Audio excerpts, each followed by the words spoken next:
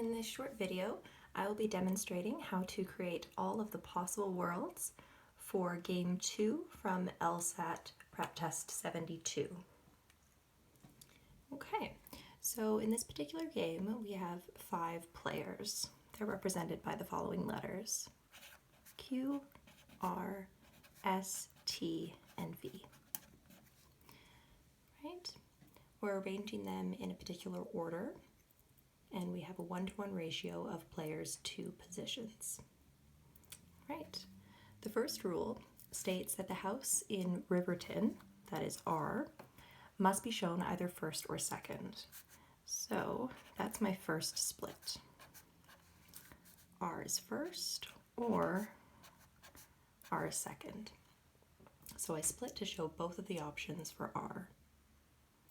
When I move on to the second rule, I'm going to add T to my boards. So in the first one here, this first world or board, spot 1 is taken, but spot 5 is empty. So I will add T in spot 5. However, in the second world, both spot 1 and spot 5 are empty. So I have to show that both of those are options for T. Okay, moving on to the third rule. The third rule tells us that the third position is occupied by either Q or V. So in order to demonstrate all of the options for that third position, I have to replicate all 3 of these worlds. Okay, so I'll do that quickly now.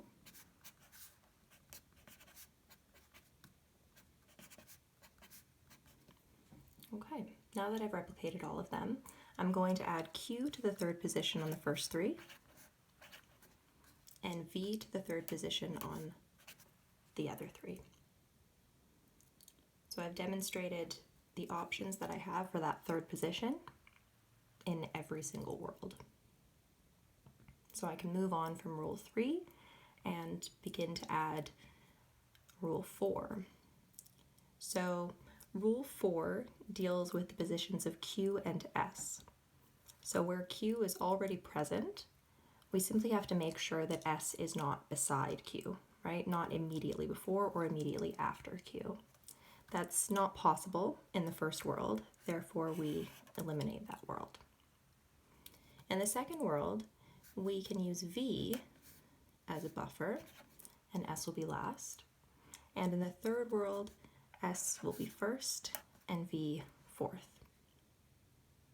Okay, so I've created 2 possible solutions. Now in these 3 worlds, Q and S haven't been added yet. So we have to make sure that when we add them, we are both demonstrating the multiple positions that they can occupy, if that's the case, and also that we're keeping up with rule 4 and ensuring that there's a buffer between them, that they're not side by side. So in this world here, V is the buffer between Q and S, but we don't know whether Q is second or S is second, and likewise we don't know whether Q or S is fourth. So we're going to have to duplicate this world so that we can show both options. So up here, I'll put Q second and S fourth. Down here, S second and Q fourth. Right?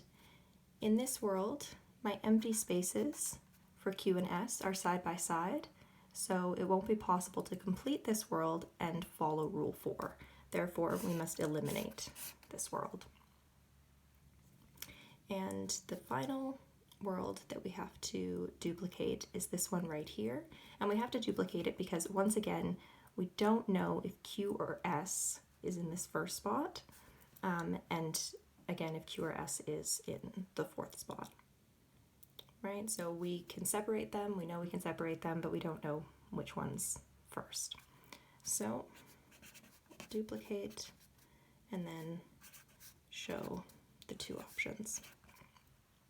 And now we have 6 unique worlds that encapsulate every possible solution for this game. Okay, if you have any questions, please let me know.